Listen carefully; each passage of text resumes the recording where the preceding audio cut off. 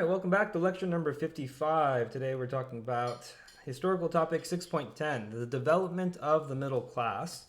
And our theme for today is social structures because it is an economic hierarchy that we're describing.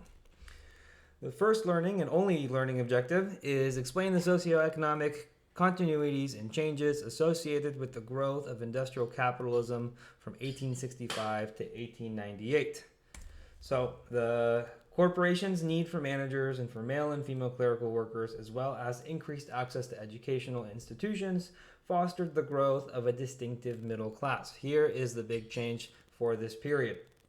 We have a growth of white collar work. So as more factories are hiring more workers, they're going to need a managerial class to look over the workers and make sure that they're doing their job, especially as there are many shifts that these workers have to work. Someone needs to be there for continuity.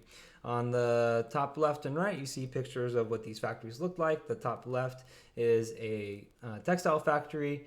These photographs are taken by Lewis Hine, who used these photographs of children working to try and end child labor. But you see that there's a manager standing over these child workers. On the right, it's a much heavier industry. It looks like they're cutting steel bars, and in this case, there would be fewer children, hopefully, working in this situation, but also they would all be managed by some sort of manager or foreman. These jobs are getting paid more money, and so as they have more disposable income is how we have the growth of a middle class. Women are beginning to fill jobs previously filled by men, so these are clerical workers, secretaries, and the fields in which they become a majority of the labor force. These fields often lose status and wages. So for example, teachers and nursing are fields in which women make up a majority of the labor force, and so they end up having less pay and a loss in status. The education that is being expanded, we have public high schools and state schools that are being paid for by the Morrill Land Grant Act. We saw that act being passed during the Civil War in 1862 in the previous period. It gets renewed in 1880.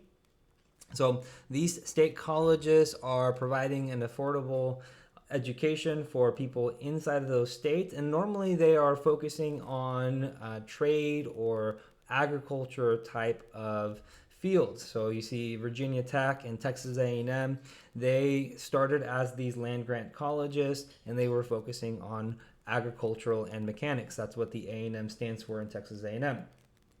The other types of schools are women's colleges. So we have a huge growth in women's private colleges, Smith College, Bryn Mawr, Mount Holyoke, all those that are closely associated to once being women's colleges are being founded at this point. And of course, historically black colleges and universities, they had already been formed in the earlier 19th century, starting in 1837 with the first one, but really in the late 19th century where we see a bigger growth of HBCUs. Now, for some of them, the original intent is for them to train people who are going to become preachers in certain denominations. Other times they are being established as trade schools, as Tuskegee Institute was by Booker T. Washington. But Morehouse College, Howard University, Fisk University, all those are examples of HBCUs. Now, the middle classes began to migrate out to the suburbs because remember the conditions in the cities were often crowded, unhygienic, dirty, and the suburbs provided a cleaner, more spacious alternative. The land in the suburbs was at a lower cost. Often the suburban houses could be built with wood to make them look nicer, and that was something that was slowly being phased out in the inner cities because of major fire events. For example, the city of Chicago experienced a major fire near the turn of the century, and so they banned the construction of wooden buildings inside of the city limits, but outside of the city in the suburbs, they were allowed to build wooden homes. And also, there were now commuting options for the people who were living in the suburbs. The rail cars would reach all the way out to the suburbs, so there was no loss of transportation for them. Now, as the middle class had more money to spend and more time on their hands, we see a growth of leisure time. So this is going to help expand consumer culture. We have the growth of newspapers and periodicals like the Hearst and the Pulitzer newspapers. We'll talk more about those in the next historical period, but their circulation begins to reach the majority of Americans. And because they're all reading the same newspapers, they're being exposed to the same information. And more importantly, they're being exposed to the same advertisements. Advertisements were what was driving the huge circulations of newspapers and magazines, and people were buying the same products at that point. For amusements, they would go to traveling circuses. So the Barnum and Bailey Ringling Brothers Circus is created during this time. There would be variety shows. So vaudevilles are the traditional variety shows that we see during this time period. There would be musical acts, comedy acts, and the vaudevilles often had some actors dressed up in blackface. And so one of the common characters in vaudevilles across the country was Jim Crow. And Jim Crow was always a character, a black character being played by a white actor dressed up in blackface. So they're going to use that common character name to apply to the laws that are going to be passed to segregate blacks and whites in this end of the century. That's why they are called Jim Crow laws, because they refer to this character in vaudeville shows who would often be portrayed in an exaggerated way that would play on the stereotypes that people had on black Americans.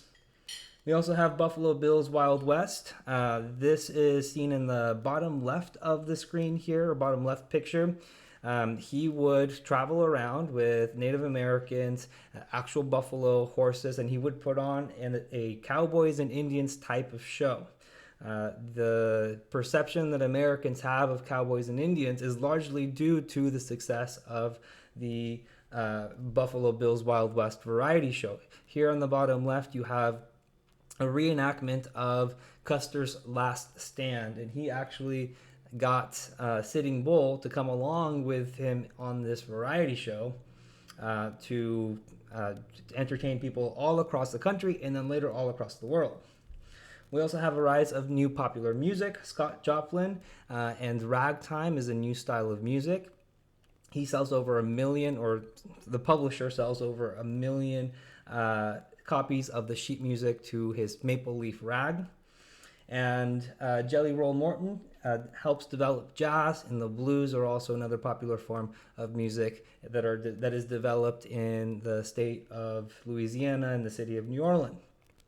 So we see here Black Americans making big contributions to the amusement of Americans at the end of the century. Finally, we have spectator sports. We have professional baseball. The Cincinnati Red Stockings, seen there in the top middle, are the first Major League Baseball team. And you can see that the bats that they're using are quite longer than the ones we would use now. We also have college football becoming popular. And later on in the early 20th century, it will become more of a national phenomenon where people would follow the major powerhouses, which were actually at that time located in the Northeast. Now we think of college football programs that are powerhouses being located in the South. That was not always the case. And then finally, we have the gospel of wealth. So some business leaders argued that the wealthy had a moral obligation to help the less fortunate and improve society, as articulated in the idea known as the gospel of wealth, and they made it philanthropic contributions that enhanced educational opportunities and urban environments. So the gospel of wealth came from an article that Andrew Carnegie had written.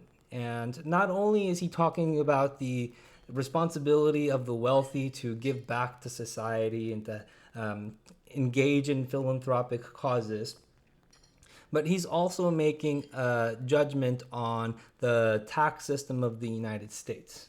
In his view, it is much more useful for the wealthy people in America, in the mega rich of America, to give money to philanthropic causes like libraries, performance halls, schools, that are going to help the lower classes succeed in this capitalist system, as opposed to giving it to the government in the form of taxes that would be redistributed to the lower classes. So in his mind, he could help society better than the government could. And he put his money where his mouth is. He gave away more than $350 million to libraries, universities, concert halls. If you do a quick Google search of Carnegie Library, you will see there are Carnegie libraries all across the country in big cities and small towns. He also donated to libraries that were in his native Scotland, and as far as New Zealand, there are libraries that bear his name because of the money that he donated to get them started. There's also Carnegie Mellon University, and as you can see, Carnegie Hall, the famous performance hall. All right, so that was it. Here's the recap. The middle classes did expand despite the growing gap between the rich and poor in the Gilded Age. That was due to the evolving economy and increased educational opportunities. Members of the middle class often moved to the suburbs, and we have new amusement opportunities like circuses, sports, variety shows. They become popular with the growth of leisure time that people have. And then finally, Carnegie encourages those who are wealthy to engage in philanthropy. All right, so thank you for watching this lecture. Please make sure that you come back and watch lecture 56 later on.